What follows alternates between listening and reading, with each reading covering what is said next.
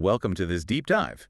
Today we're going to try and cut through some of the noise around market reactions. We're tackling a really powerful tool for understanding how big news actually affects a company's bottom line, or at least its perceived value. Right. We're diving deep into event studies. That's the one. Think of it as a way to scientifically measure the market's reaction to specific events. So its core purpose is figuring out how things like, I don't know, new regulations or merger bids actually impact a company's stock price. Precisely. It quantifies that impact. You see stock prices move all the time, but an event study tries to isolate how much of that movement is because of this one particular piece of news. And it's pretty broadly used, isn't it? Finance, economics, law, accounting. Oh yeah, management too. Basically, anytime something significant happens and you want to know the financial fallout, this is a go-to methodology. Okay, so we're going to unpack this, how it works, what it tells us, maybe where it falls short too. Sounds like a plan. Let's get into it. All right, so first principles. What's the main goal here? What are we fundamentally trying to do with an event study? Fundamentally, we're trying to isolate the effect of one specific identifiable event on the value of a firm. Isolate being the key word there. Absolutely. Imagine a company's stock price is like a boat bobbing on the ocean. Yeah. You've got general market waves, industry currents, maybe some other company-specific news hits it. Right, lots of movement. Exactly. An event study tries to measure the specific splash, the disruption, caused by one single thing, the event we're interested in. Gotcha. And who finds this useful? Who's actually doing these studies? Well, it's a pretty wide range. Companies use them internally, maybe to see how their own announcements landed. Investors, obviously, use them to understand market reactions, maybe spot patterns. Makes sense. Regulators use them too. Think about checking for weird trading before big news breaks. Could that be insider information? Ah, okay. Like a market watchdog tool. Sort of. And even lawyers in court cases might use them to argue about financial damages. It puts a number on things. So it's all about finding that quantifiable link between the cause of the event and the effect the stock price change. Okay, so you need some building blocks, some clear definitions to even start. Definitely. You've got to be precise.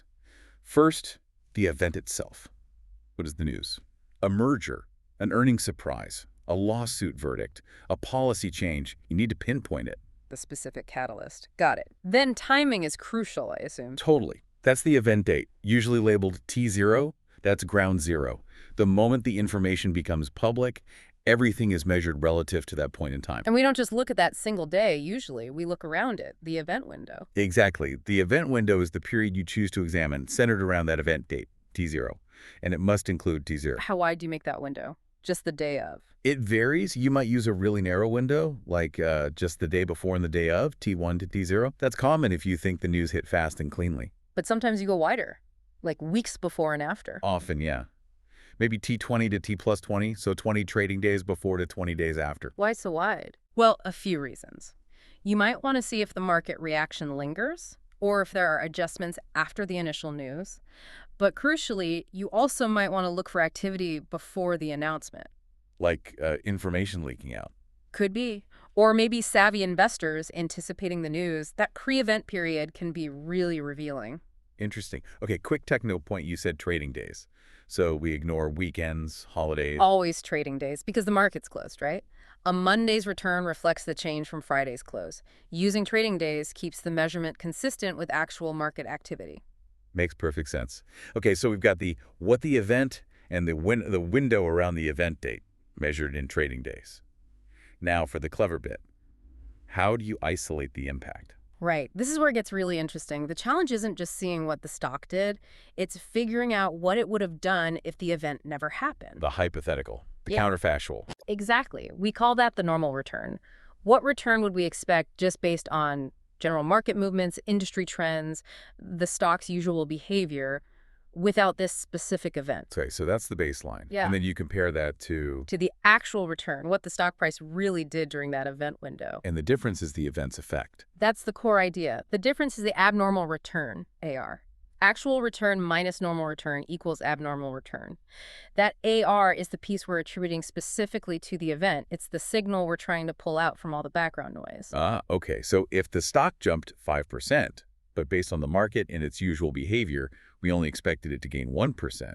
The abnormal return is plus 4%. You got it. So that 4% is the estimated impact of the event. Okay, simple concept, but estimating that normal return, what would have happened? That sounds like the tricky part. How on earth do you do that? Yeah, you can't know for sure. It's a hypothetical, so we have to estimate it using models. And we build these models by looking at how the stock behaved before the event window. Okay. So you need a clean period beforehand. Precisely. We call that the estimation window. Maybe, say, 120 trading days before the event window starts. You analyze the stock's behavior during this normal period to understand its typical patterns. And the absolute key is that this estimation window doesn't overlap with the event window. Right? Crucial. Absolutely crucial. You don't want the event itself influencing your estimate of what's normal. That would contaminate the whole thing. Right. Don't measure the soil after you've added the fertilizer if you want to know the baseline. Yeah. So what kind of models do people use to estimate this normal return? There are a few common ones, ranging in complexity. The simplest is probably the constant mean return model. Sounds basic. It is. It just assumes the stock's average return during the estimation window is its normal return going forward. Like, this stock usually goes up 0.1% a day, so we expect that today too. Doesn't have for market swings, though. Nope. Yeah. Which is why it's often too simple. The workhorse, the most widely used, is the market model. Okay, what's that do? It assumes a stock's return is related to the overall market return. Think the S&P 500 or something. You use regression analysis on the estimation window data to figure out how sensitive the stock usually is to market movements. That's sensitivity. That's beta, right? Exactly. You estimate the stock's beta. Then, during the event window, you look at what the market actually did and use your estimated beta to predict what the stock's return should have been. The difference between the actual return and that prediction is your abnormal return. It accounts for market context. Much more sophisticated. Is there an even simpler way, maybe for a quick look? There is. The market-adjusted return model. This one's really straightforward. It just assumes the normal return for the stock on a given day is whatever the market return was that day. So just subtract the market return from the stock's return. Yep. No estimation window needed, no regression, just stock return minus market return equals abnormal return. It's quick and dirty, useful sometimes, but it ignores the stock's specific sensitivity. It's beta. So the choice of model clearly matters. It affects your estimate of normal, which changes your resulting abnormal return. Okay, so now we have these daily abnormal returns, maybe for lots of different companies experiencing the same type of event. How do we combine them? Good question. You often want the bigger picture. If you're studying, say, 50 companies that all had a similar announcement, you can calculate the average abnormal return, AAR, for each day in the event window. Just the simple average across all 50 firms for day 0, day +1, day -1, etc. Exactly. It tells you the typical reaction across your sample on that specific day. Okay, that's the average daily snapshot. What about the total effect on one firm over the whole window? For that, you calculate the cumulative abnormal return, CAR, for each individual firm. You just sum up its daily abnormal returns over whatever part of the event window you're interested in. Say from day -1 to day +1, what was the total abnormal move for this one stock over those 3 days? Got it. CAR for one firm's total impact. Yeah. And the big one, the average total impact across everyone. That's the cumulative average abnormal return, CAAR. You can get it two ways. Either calculate the CAR for each firm and then average those CARs, or sum up the daily ARs over the window. And that CAR tells you? It tells you the average cumulative effect of the event across your entire sample of firms over the entire period you're examining. Plotting the CAR over time is really powerful visually. How so? It shows you the trajectory. Did the average stock price drift up before the event, jump sharply on day 0, keep climbing afterwards, or maybe drop and then recover? The CAR plot maps out that average journey. Okay, this is making sense. We've calculated these abnormal returns, ARs, CARs, CARs. We see a number, maybe CARs plus 2%. Can we just, pop the champagne and declare victory? Say the event definitely caused that plus 2%. Not quite yet. Just because the number isn't 0 doesn't automatically mean it's meaningful. Stock prices bounce around randomly all the time. Market noise. Exactly. That plus 2% you calculated could just be statistical noise, random chance, so you need to test if it's statistically significant. Right. Prove it's unlikely to be just a fluke. How do you do that? The standard approach starts with what's called the null hypothesis. You basically assume, for the sake of argument, that the event had no real impact, that the true abnormal return is 0. Okay, assume it did nothing. Then what? Then you use statistical tests, often variants of a t-test, to see how likely it is you'd observe the abnormal return you calculated, your plus 2% CAAR, for example, if that null hypothesis of zero impact were actually true. So what are the odds of getting plus 2% just by random chance? Pretty much. If the test says those odds are really low, typically less than 5% or 1%, then you reject the null hypothesis. You conclude that it's statistically significant, meaning it's unlikely your result is just noise. The event probably did have a real impact. Got it. So the statistics give you confidence that the number you're seeing isn't just random market wobble. Now, this whole methodology leans pretty heavily on an idea about how markets work, doesn't it? It absolutely does. The theoretical underpinning is the efficient markets hypothesis, or EMH. Can you give us the simple version of EMH? Sure. In essence, EMH says that stock prices reflect all publicly available information almost instantly. The market is seen as this incredibly efficient information processing machine. Okay, so if that's true, when significant unexpected news hits our event, the stock price should immediately adjust to reflect the market's best guess about how that news changes the company's future prospects. That's the logic. The event study aims to capture and measure that price adjustment, assuming the market got it right, or at least process the information efficiently. So what's the big advantage of using event studies, assuming markets are reasonably efficient? A huge advantage is speed and timeliness. Because it uses market prices, which reflect expectations about the future, it's inherently forward-looking. You get a read on the perceived impact almost immediately. You don't have to wait months or years for things to show up in, say, accounting, earnings. Right, much faster than waiting for the annual report. But there must be downsides, limitations. Oh, definitely. One big one is that it primarily measures financial value reflected in the stock price shareholder wealth. An event might have huge social or environmental consequences that aren't fully captured, or captured quickly, by the stock price alone. Good point. What else? Well, its reliance on EMH is key. If markets aren't perfectly efficient, if they overreact or underreact or take time to process information, then interpreting the abnormal return becomes more complicated. Is it the true impact, or is it market inefficiency? And, practically speaking, isolating the event can be hard. Yeah, a couple of things. Pinpointing the exact moment the information became truly public isn't always easy. Did rumors start before the official announcement? And maybe more challenging is ensuring only your event is affecting the stock during your window. Confounding events, like the company announces great earnings, but on the same day, their main competitor launches a killer product. Exactly. Or there's major macroeconomic news. These other things can hit simultaneously and muddy the waters, making it hard to isolate the impact of your specific event. Okay, that's a lot of theory. Let's make it concrete. Can we look at some real-world examples where event studies have shown us something interesting? You mentioned a classic one on earnings announcements. Yes, McKinley's 1997 study is a cornerstone. He looked at quarterly earnings announcements for 30 big Dow Jones firms. The key wasn't just the earnings number itself, but the surprise element. How much they beat or missed what analysts were expecting? Precisely. That surprise was the event. He calculated cumulative abnormal returns, CRRs, around the announcement day, day zero. And what did he find? Did the market care about surprises? Big time. Firms that announced earnings significantly better than expected saw their cards jump sharply on day zero, averaging about a plus 2% abnormal return over a short window. Firms that significantly missed expectations saw their cards drop sharply, down around 1.5% on average. And firms that were right on target? Pretty much flat. Very little abnormal movement. It showed the market reacting quickly and strongly to the new information in the announcement, the surprise. Okay, that makes sense. But wasn't there something else? Something about what happened before the announcement? Yes, and this is super interesting. While the main action was on day zero, he also found evidence of a slight pre-announcement drift. Drift, meaning? Meaning the stocks of companies that were about to announce good news tended to drift slightly upward in the days before day zero. And stocks about to announce bad news tended to drift slightly downward beforehand. Whoa, so the market was maybe anticipating? Or information was leaking? It's debated.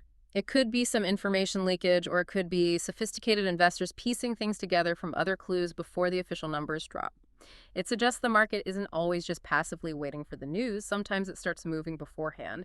It complicates the purest form of EMH a bit. Fascinating. Okay, another angle using this to maybe catch bad guys? Yeah. Market cleanliness. Right. Regulators like the Financial Conduct Authority, FCA, in the UK use event studies for exactly that to monitor what they call market cleanliness, particularly around things like takeover announcements. How does that work? What are they looking for? They're looking for suspicious price movements before the official public announcement of a takeover bid.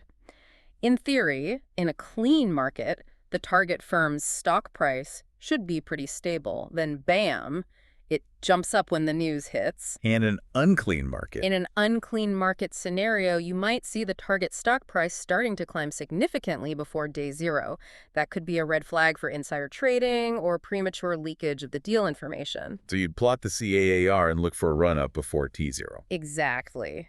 But there is a wrinkle. Oh. Sometimes the acquiring company might be legally buying shares of the target company on the open market before announcing the takeover bid.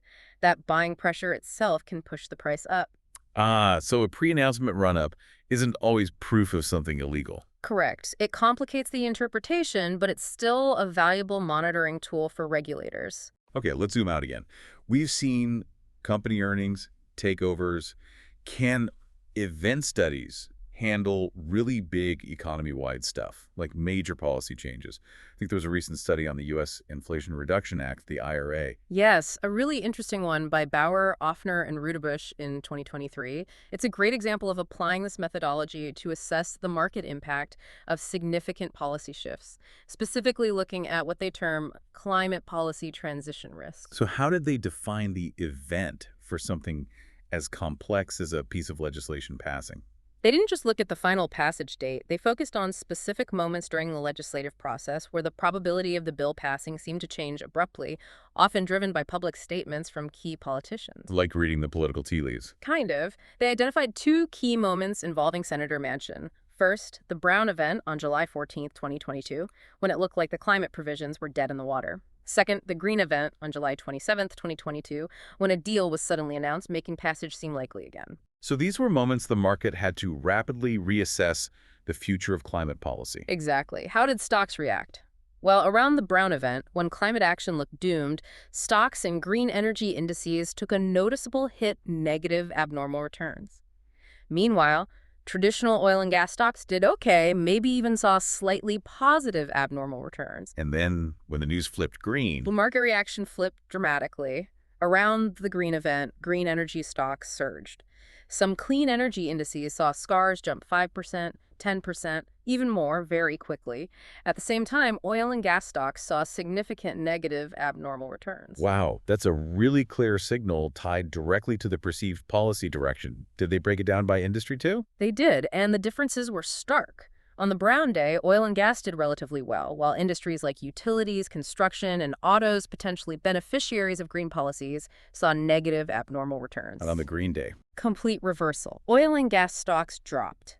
Utilities, construction, autos, even steel saw strongly positive abnormal returns. The market was clearly pricing in winners and losers based on the policy content. So it wasn't just about green versus brown energy, but about how different sectors would be affected by the details. Precisely. And they went even deeper. They looked at individual firms within sectors and related their abnormal returns on those event days to their environmental characteristics. Like using ESG scores or emission data. Exactly. Things like environmental scores, emission intensity.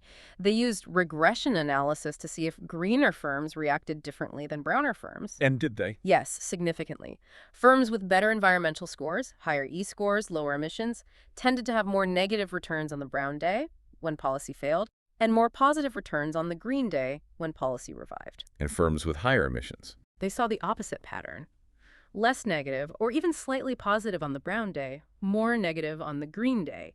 It really showed the market differentiating based on a firm's perceived exposure to climate transition risk. That's incredibly detailed. It shows the market isn't just reacting broadly, but is trying to parse how policy impacts specific companies based on their fundamentals, or at least their environmental profile in this case. Right. The overall takeaway was that market reactions to this major policy shift were significant, rapid, and highly differentiated by industry and by firm-level characteristics related to the policy's goals. The market is trying to price in these transition risks. So pulling this all together, Event studies seem like this remarkably flexible tool. You can use them for a single company announcement or zoom way out to analyze massive policy changes. Absolutely. Their power lies in providing a structured, data-driven way to estimate the financial impact of specific news, cutting through a lot of the surrounding market noise. And they do that by focusing on that abnormal return, the bit that's hopefully not just random market movement. Exactly. Leveraging the idea, flawed as it might be sometimes, that market prices react quickly to new information. It gives you that forward-looking glimpse much faster than waiting for traditional performance metrics. It really is about trying to isolate cause and effect in a complex dynamic system, giving you a number, an estimate, that goes beyond just saying the stock went up. That's the essence of it. Well, this has been a fascinating deep dive into how event studies work, their building blocks, the theory behind them, and how they're used in practice to reveal market reactions to everything from earnings surprises to major legislation. They give us a powerful lens to quantify the financial ripples caused by significant events. They certainly offer a unique perspective on how information gets priced in. So here's a final thought to leave you with. Given how quickly and specifically the market seems to react to major news, whether it's a company update or a shift in policy probability, what does that tell you about the information you encounter every day and the potential real-world impact it might already be having?